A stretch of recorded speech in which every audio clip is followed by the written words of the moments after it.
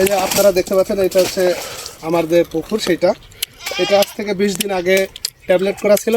ট্যাবলেটের পরে আপনারা ভিডিওতে দেখেছেন আমি 10 ইসির একটি বিষ এই পুকুরে প্রয়োগ করেছি, সেটা হচ্ছে সুজি পোকা যাতে মরে যায় সেই কারণে।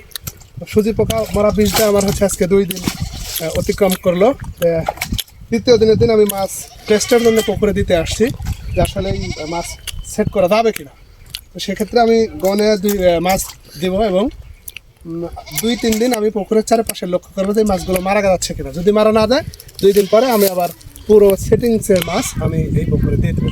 তো আসেন আমরা যে মাছ রুইয়ের মাছ, এই যে রুই আমি এগুলোই দেবো। এই সাইজের মাছই সব সেট করা হবে এবার। 1 2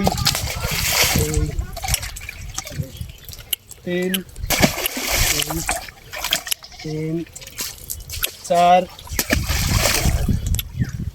5 6 আর 2টা রুই আমার এখান থেকে লাভ দিয়ে চলে গেছে আগেই। 8টা রুইয়ের মাছ দিলাম আর একটা দেবো এই যে জাপানি। হ্যাঁ, একটা জাপানি।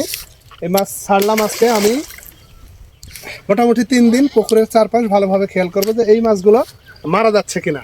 যদি এই মাছগুলো মারা না যায় তাহলে আমি আগামী বুধবারের দিকে এই পুকুরের সমস্ত সেটিং যে মাছগুলো আমি নিয়ে এসে এই পুকুরে সেট করবো। তো সবাই ভালো থাকবেন।